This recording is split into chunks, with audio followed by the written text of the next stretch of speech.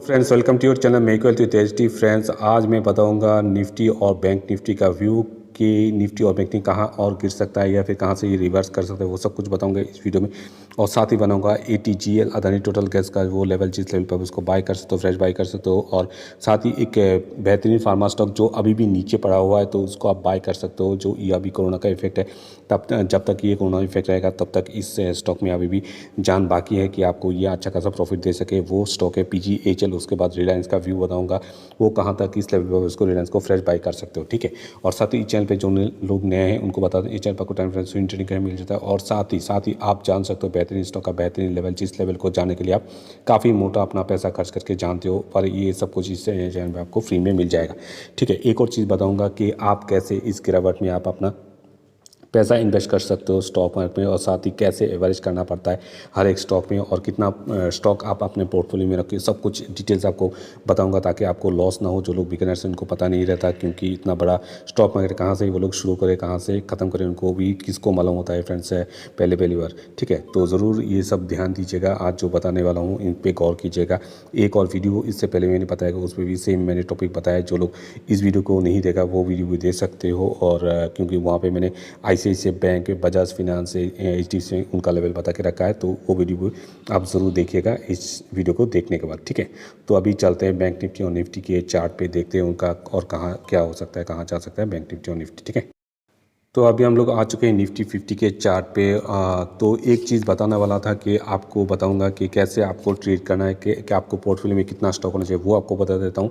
फिर से बताता हूँ, क्योंकि एक बार मैंने जो मेरा पिछला वीडियो वहाँ भी बताया, वो वीडियो जिसने मिस किया वो उन लोगों के लिए ये वीडियो बनाऊँ। इसके पास ये वीडियो जिनके पास जाएगा वो लोग, उन लोगों को कभी लॉस नहीं होगा स्टॉक मार्केट से, ठीक है। तो अभी जो बताने वाला हूँ वो ध्यान से सुनिएगा। आपको अगर अपने जो इस गिरावट में आपको ज़्यादा स्टॉक पे ट्रेड नहीं करना चाहिए। मैक्सिमम आपके कैपिटल के हिसाब से 2, 3, 4 या जिनके पास जितना पैसा है उसके हिसाब से ही आप ट्रेड करो। कि जैसे एक ही एग्जांपल दे रहा हूँ कि अगर आपके पास आपने अगर 14,400 पे HDFC बैंक लेके रखा है, तो आपको क्या करना चाहिए, अभी कहाँ पे 1,350 पे HDFC बैंक ट्रेड कर रहा है, तो आपको यहाँ पे एक बार ले लिया 5 क्वांटिटी, तो यहाँ पे कितना लेना चाहिए, यहाँ पे 3 ले लीजिए।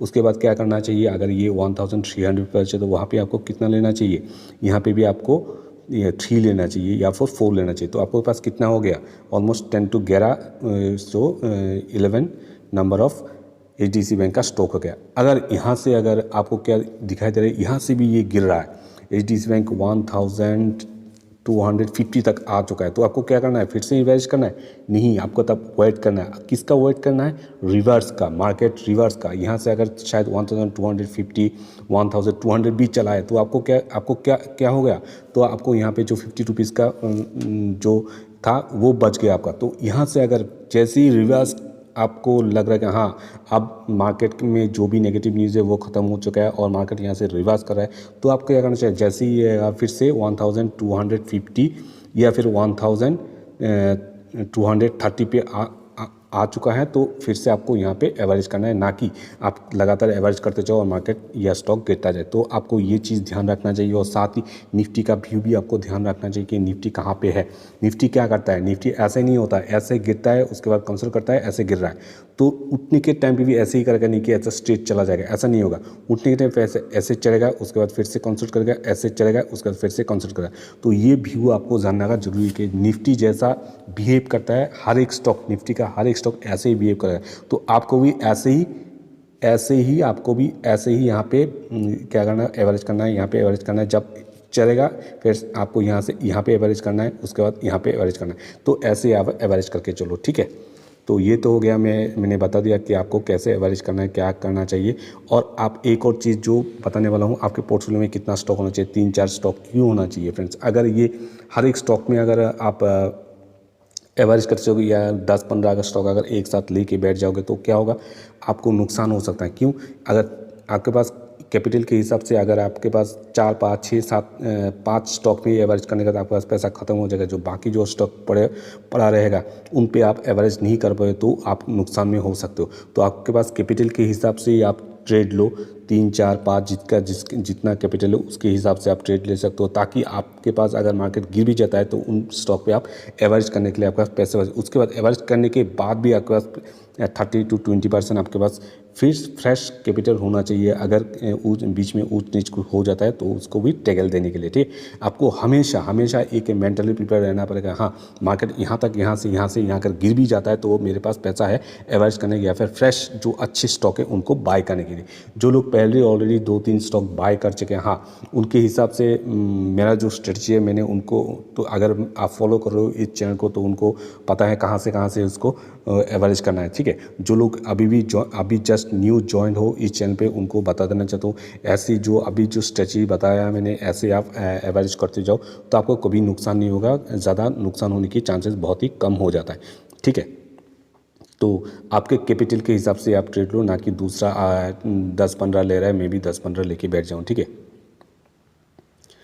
तो अभी चलते हैं निफ्टी 50 का जो व्यू है वो तो बताया नहीं। 1400 टू 86 पे ये ट्रेड करे तो 1450 तो उसका 1400 250 तो उसका अच्छा खासा सपोर्ट है। इसको अगर तोड़ देता है सीधा आ जाएगा 1400, ठीक है।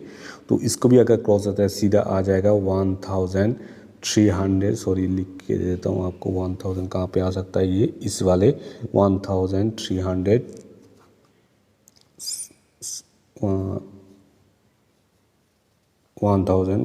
750, ठीक है। इस लेवल पे भी निफ्टी आ सकता है, यहाँ से भी 1400 को अगर तोड़े 1300 भी तक आ सकता है। 1400 को तोड़े तो ये ध्यान में रख के आप ट्रेड कीजिएगा, ठीक है।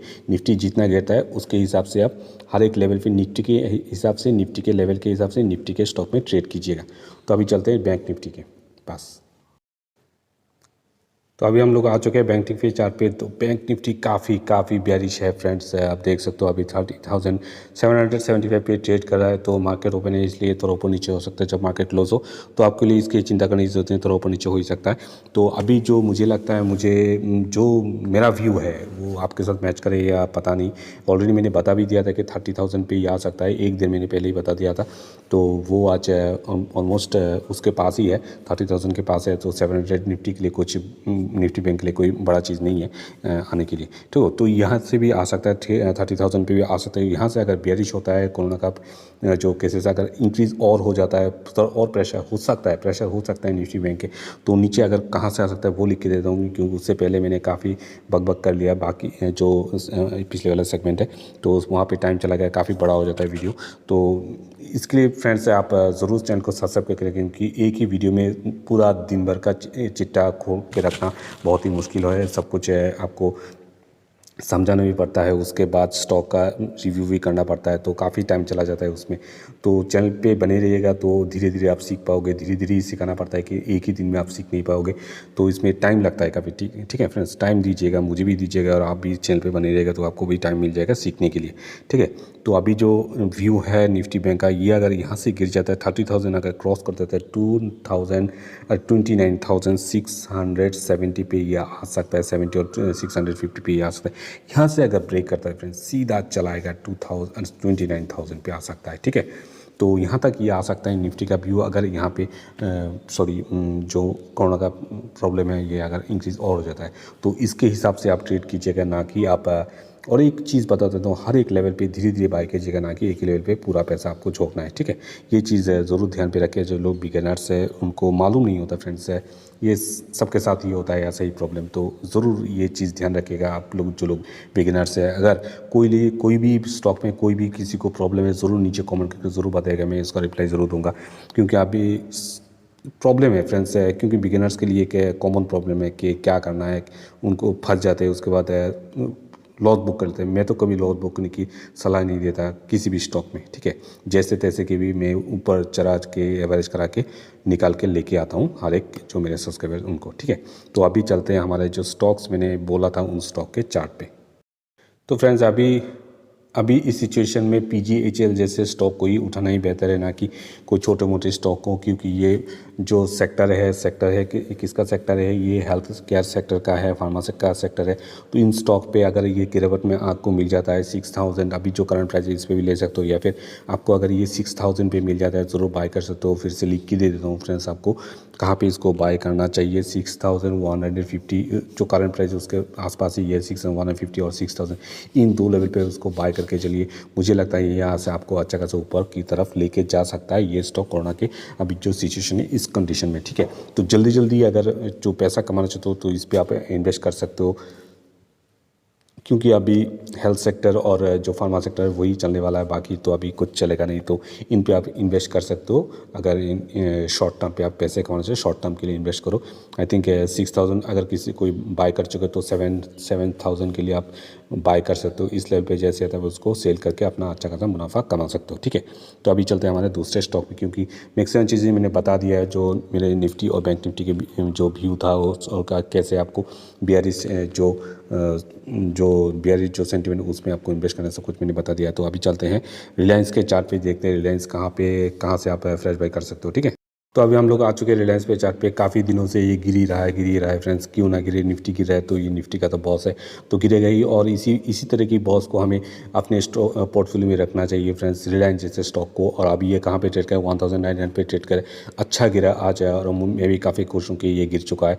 तो जो फ्रेश बाय करना चाहते हैं उस पर उनको एंट्री मिल चुका है 1900, जो ये लेवल है। जो लोग थोड़ा इनसिक्योर फील करते हैं कि नहीं 1800 उसका अच्छा खासा सपोर्ट इस लेवल पे यहाँ पे आ भी नहीं सकता या नहीं सकता है, तो इस लेवल पे जो लोग फ्रेश बाय करने से 1900 पे भी बाय कर सकते हैं, या फिर वेट कर सकते हो 1850 के लिए, ठीक है, जो इसका अच्छा खासा सपोर्ट है। तो दो ही रेंज अभी किसी चीज़ के दे रहा हूँ रिलायंस के लिए, 1900 और 1850, इन दो लेवल बाय करके मुझे लगता है ये आपको अच्छा खासा 1200 1100 के लिए आपको जल्दी लेके जा सकता है ये स्टॉक। इस लेवल पे आप बाय करोगे कोई बुरा बाय नहीं होगा। यहाँ से भी अगर गिर जाता है तो भी आपको नीचे एवरेज करना चाहिए इस स्टॉक को, क्योंकि ये अच्छा खासा निफ्टी का वेट कवर करता है, और जैसे ही निफ्टी ऊपर भागेगा ये ज़रूर भागेगा, ठीक है। तो अभी चलते हैं हम ATGL अदानी टोटल गैस के चार्ट पे, वहाँ पे देखते हैं ATGL किस लेवल पे फ्रेश बाय करना चाहिए, और जो लोग ऊपर में फंसे उनको क्या करना चाहिए, ठीक है। तो अभी हम लोग आ चुके हैं ATGL अदानी टोटल गैस के चार्ट पे। आप देख सकते हो यहाँ पे जो अभी ट्रेड कर रहे हैं 990 पे।